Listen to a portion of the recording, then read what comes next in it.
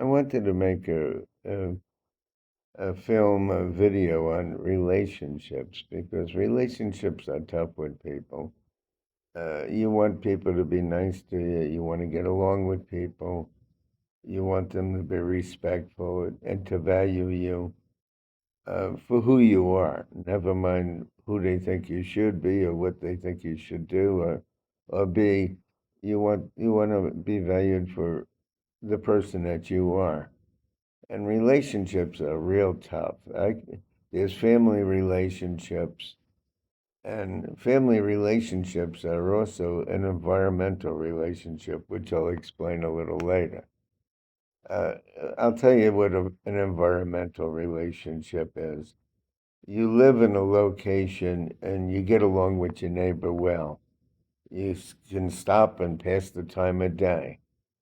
And when you work someplace and you're having lunch, there's people that you like to have lunch with. They work in the same place you do. You get along with them well. You have a good rapport with them. If you were in school as a child, there's some children that you would eat lunch with. They're in school and you're in school. But these relationships don't travel with you as you go through life.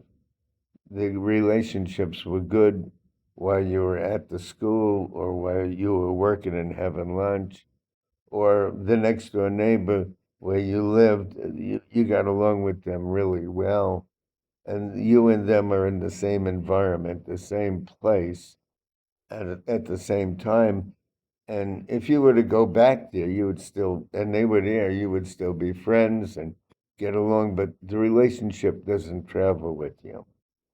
And a lot of our relationships, including family relationships, are very environmental. You're born in a house, and there's siblings. There's let's say, a brother, a sister, whatever gender, and you may or may not get along with them, but you learn to live with them because you might have different personalities, and they too are an environmental relationship. And then there's the relationships which we choose and develop. You meet somebody as a mate or a spouse, and it's out of a choice. What you'd rather have this person than somebody else, or if you're in a relationship, you try to make it work as best you could. And this is a relationship of choice. A lot of times with family, you're born into a family, you're raised with certain people, but the relationships really don't travel with you. You're in that relationship because that's your family that you were born into, but then you make your own life. And then when you work places, people become your friends, and like I said, you eat lunch or you're in a certain environment, certain people you have a good rapport with, but those relationships don't travel with you. It's the relationships of choice, who you choose to be with, even though a lot of those don't even work out because you can't maintain the relationship, doesn't survive a long time. And then there are relationships which are lifetime relationships. There's one relative you get along with, even if you're not around them, you're on the phone a lot with them, and or with somebody that you really like, and their friendships, and those are the relationships of choice.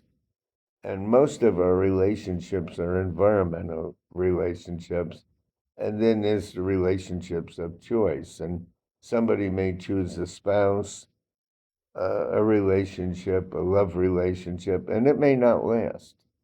And then what happens is there's a choice of not to be with the person, or there's a choice to detach from the person. And then you meet somebody sometimes, and they're soulmates. And those are relationships that are meant to be. They're relationships of choice and not environmental, as I call them. And those are ones that stand the test of time. So the question is, what level of relationship does somebody have? Do they have a spouse that they like to be married to, that they like to be with? Or are they looking to get out of the house so they don't have to be around them? A lot of people work extra just so that they don't be around somebody. Or they'll take a job that gets them away from the home. Even though they can do something else that would make them home more. So is the point is the relationship that you have, the relationship of choice. Is it a soulmate, or is it a person you really want to be with, or is it just an environmental relationship? But I just thought I would bring out these points because I don't know if people think of relationships in terms of that you're born into a family and you're thrown into an environment with them, and those might not be the people you choose to be with. You may find that you don't fit in with your own family.